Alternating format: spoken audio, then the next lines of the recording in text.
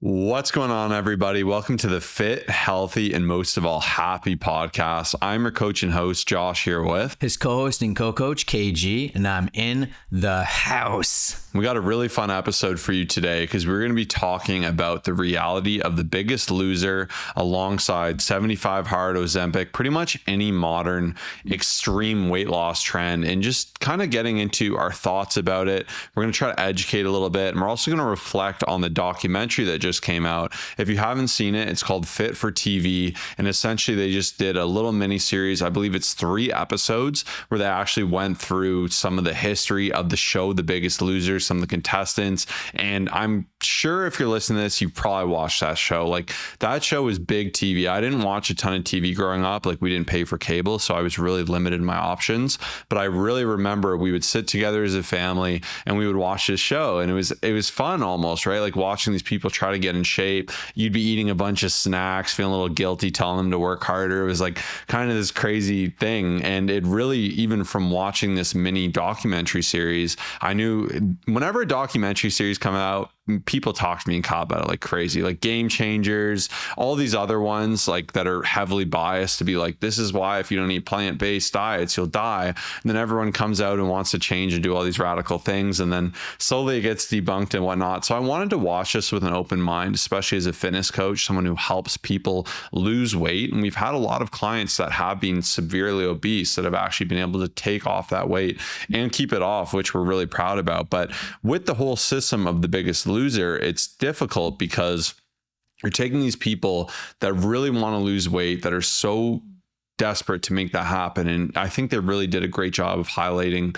how hard it is to do that. And I've always said, if you're someone who's severely overweight, there's a reason, right? Like psychologically, you're eating for something, like there's more to it. Like to get that big, usually there's something more there. And it's really hard to flip that switch and change. And sometimes what's hard is the all or nothing mentality we always talk about. People will go to radicals, so go to extremes. And we were just talking about it. It's funny how even Kyle had said, like, it's a TV show. So like, what do you expect? It's going to be ridiculous. It's going to be over the top. It's going to be excessive. But I think there's a lot of lessons in it. And it's even funny, I was talking to my wife about it, and she said the early 2000s were crazy. Early reality TV shows were crazy. All these things were crazy. But time and time again, I can't say I'm surprised that short-term measures are only short-term fixes.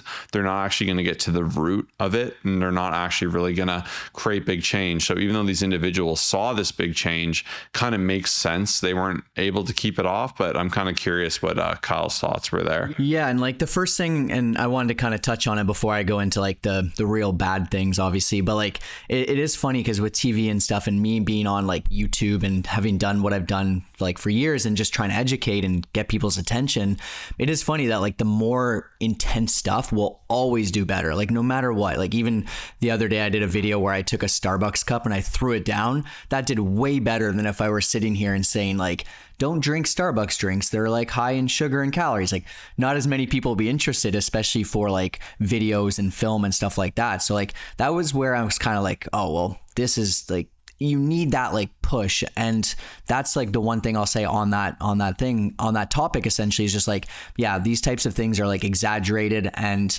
you know, it's for a reason, right? But where it gets really, really tough is that I'll never forget the study I heard. It was a couple years ago. I think it was Lane Norton who talked about it. He said, we don't have a weight loss problem. We have a weight regain problem. So we'd always talk about how a lot of people have lost weight, but 90 to 95% of people gain weight back. And then I believe it was about 80 to 85% of people actually gain more weight than they started with. So if someone's 300 pounds, they may get down to 200 or something like that. But there's a very, very high chance because of like the habits that were created beforehand, the lack of sustainability to get down there to that lower number. Like there's a very high chance that you will end up going backwards. And for a lot of these people, like because of the atmosphere they were in and because of like even just the lack of support afterwards. Like I was reading something where they said like, you know, they were kind of living in a bubble with the coaches and then like no stress, like, you know, that nutritionist there. And then they go back into like the outside world, like back into the routine, like their house, like everything like that. And it's like back into the normal habits that were created, and like not much was taught, right? And that's where I'm such a fan when I teach clients, and having helped over 5,000 people, and we've actually helped our clients lose like hundreds of thousands of pounds total. I love educating, because when you can learn about what to do,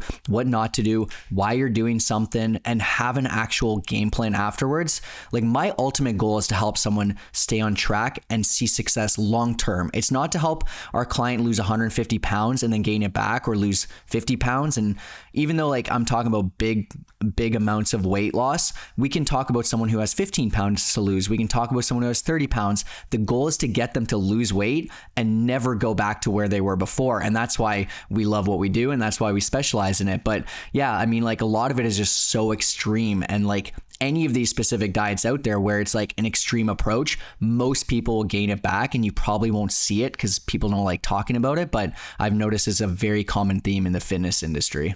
Yeah, extreme measures will always lead to extreme results, whether positive or negative. And just the same, like if I need to start saving money, I could strip every joy I have in life. I could sell everything. I could tell my family, like, we're all going to huddle together and just share one set of blankets, never eat out, just eat rice and beans, keep the house as cold as possible, wear as many, like these crazy things. I'd save a lot of money. There'd be a lot of little different areas that would be helping me. But the second you have to revert to actual normal life or normal habits, it's not even relatable. And even in the name of our show, Fit, Healthy, Happy Podcast, we've always worked for this to be a position of sustainability and reality. And one thing I loved that the one trainer said is, if someone's that overweight, he literally said, as well as Kyle had mentioned, that they've all lost weight. It's keeping it off that's the hardest thing. And you'll always have that monkey on your back.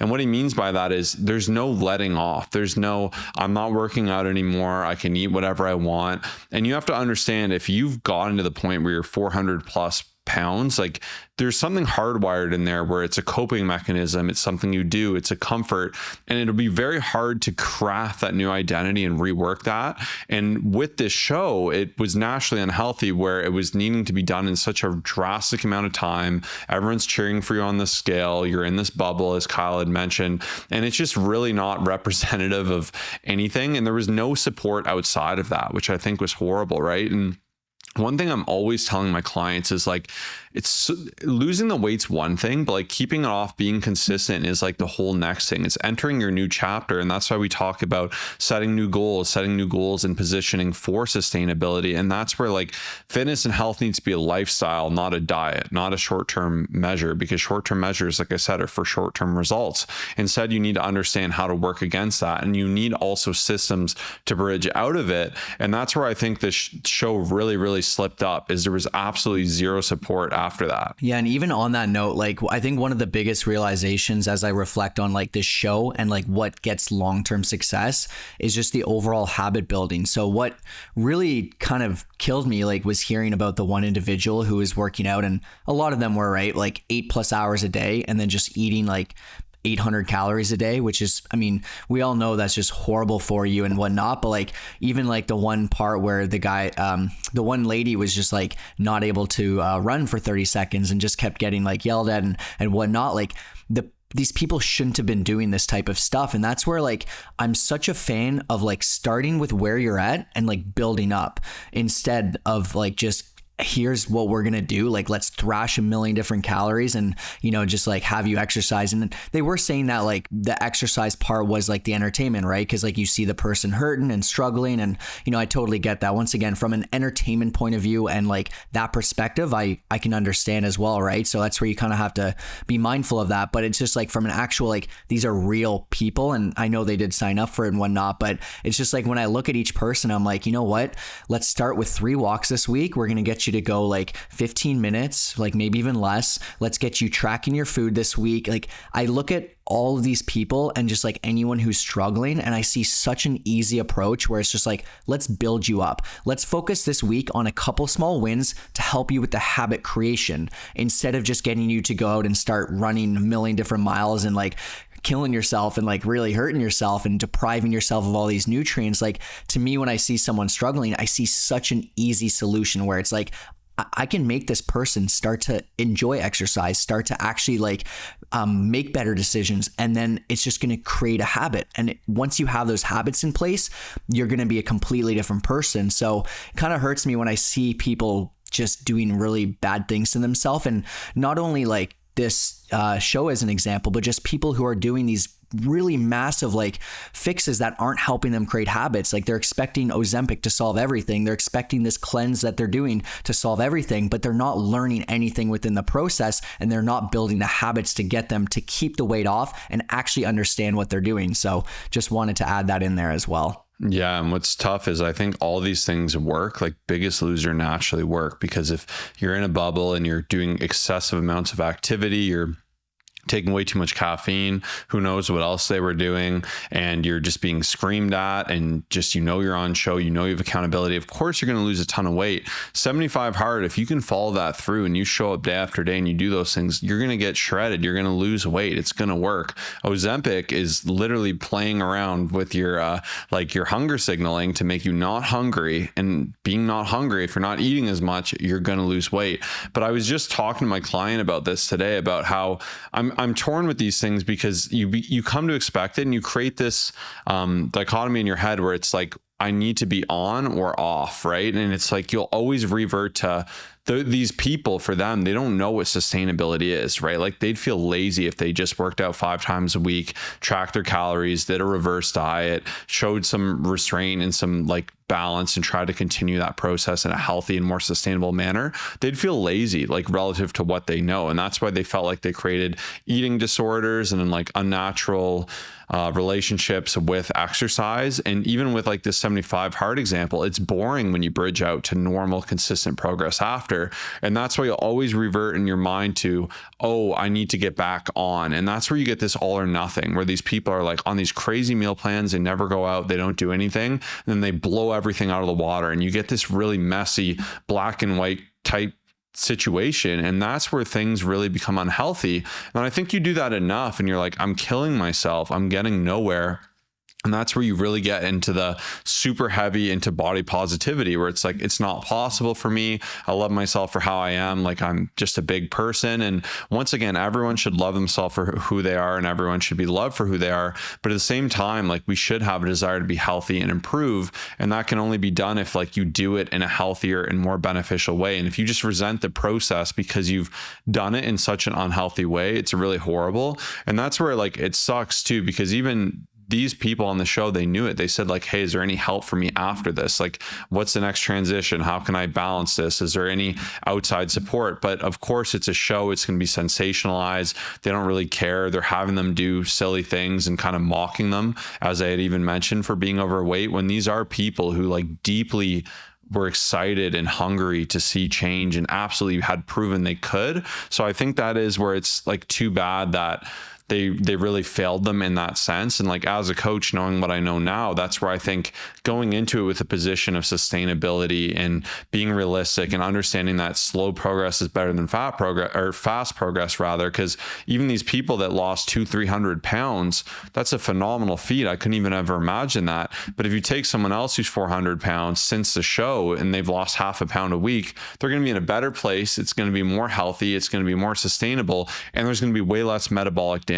And that was a big theme, I believe, towards the end of the 3rd episode, was that they damage their metabolism. And I think it's important for everyone to know that the concept of a metabolism is a very nuanced, complex thing. And there's quite a lot that goes into it. And anytime you do diet, you will suppress your metabolism. That's just the way it works. Your body's smart. It's going to try to restrict that. And obviously, too, the more you don't rest, the more you abuse caffeine, the more you do these extreme metrics, the more it's going to be really detrimental to your body. And even the one individual, he said, I'm not blaming the show for for my metabolic damage, I'm blaming myself for overeating. And once again, it's really tough because there's so much that goes into metabolism, and our past is our past, and all we can really do is what's in front of us. But it's important too that you work to see change. Losing weight in a healthy, sustainable rate is good for you, right? And from there are tools you could do, and you could have helped these individuals, helping reverse them out, helping coaching them on diets, teaching them 80-20s, and having them understand, hey, you know what? This wasn't healthy. We did the show, you did it. Maybe you'll gain 10, 20 pounds back, and we'll try to bring your calories up and do some metabolic healing. And then we can start to work from there and decide where you want to be, and help them be in a place where maybe they won't be as peeled as they were on the show, but begin to fix some of that damage, get them in a healthy spot, show them what balance is, refine the relationship of how they can like still have a cheeseburger and enjoy it. But obviously with the sensationalized aspect of the show, they didn't care. Like, it was every extreme metric. Even as he mentioned, he was just basically eating nothing for like the last week to win the show. Like, for 250K, why would you not? So I think it's important too that you don't just associate weight loss with being bad, or a lot of progress is bad. Like, you have to understand the balance that needs to be had there. Like, even myself and Kyle are probably considered to be elite fit individuals. I can't say I'm suffering all day doing fitness. Like, I go on a walk or two a day.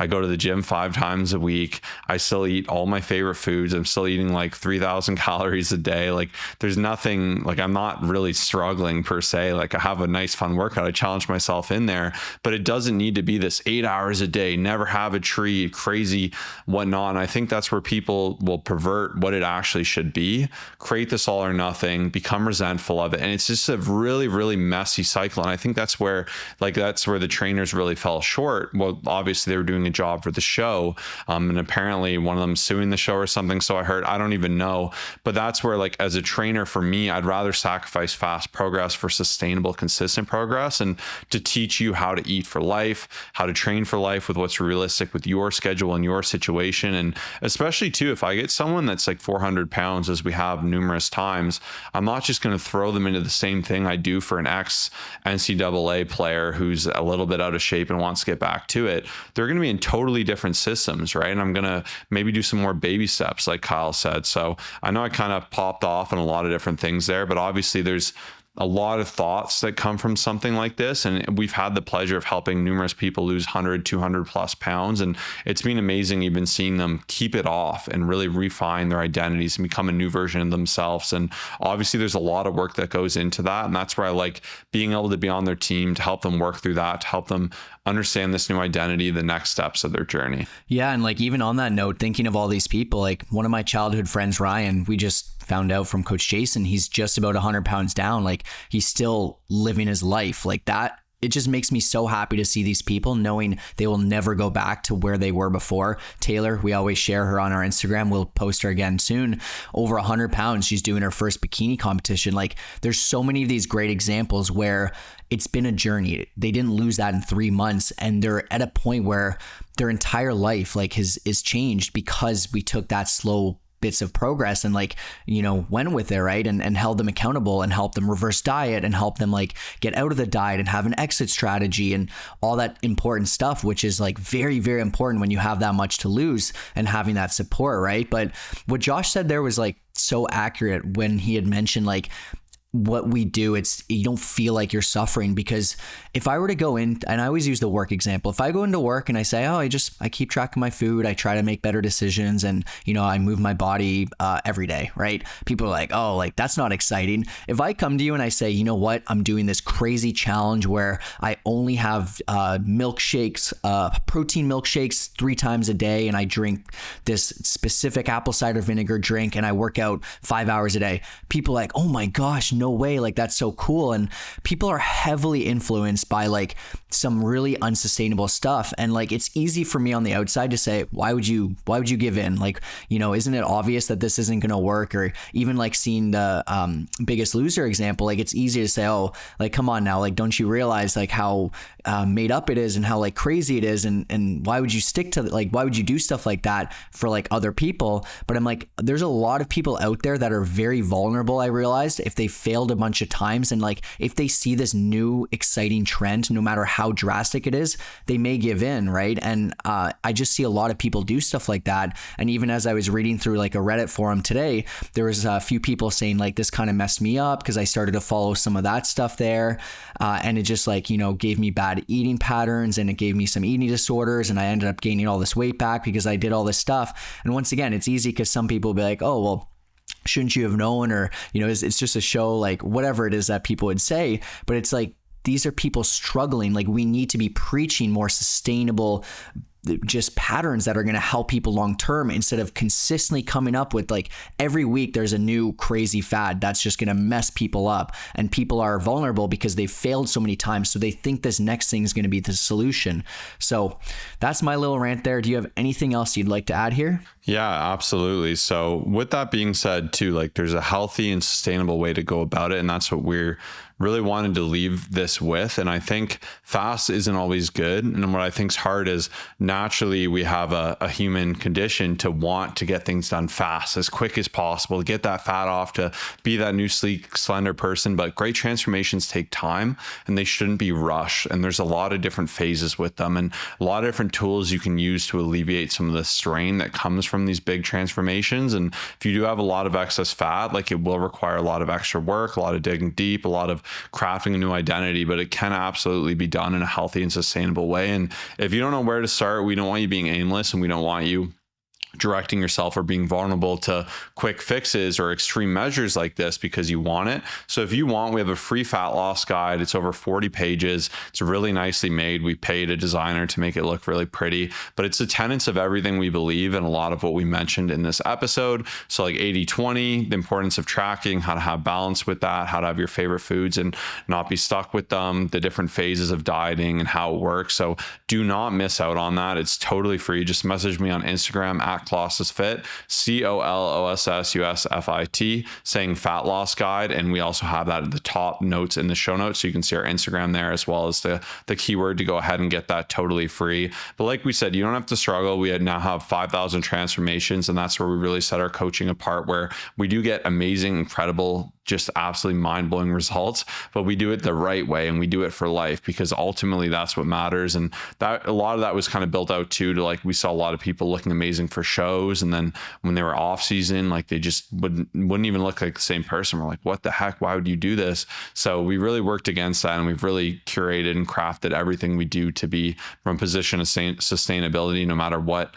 different chapter, ebb and flow in your life. Like, I've done this through school, I've done this through having kids, I've done this through all these different things. Like, it's a proven system that works, and we have people all around the world just like you succeeding with us. So if you want to learn more about our coaching as well, check out our website. You can learn more about that, but definitely be sure to get our fat loss guide. And if you have any follow-up questions, we'd love to answer them, because I'm sure this will be a popular topic for the foreseeable future. Or if you had someone who saw the show and maybe, I don't know, you want to direct them to some other resources or a better position for fitness, health, and happiness, like a more healthy way, and not have them resent or not even believe in themselves that they can transform, because everyone can transform. And even a lot of these individuals too, like, everyone has the grit. I think sometimes it's just a misapplication that causes you to fall short. And then once again, that can be easily rectified. So thanks for tuning in with us today. Peace out.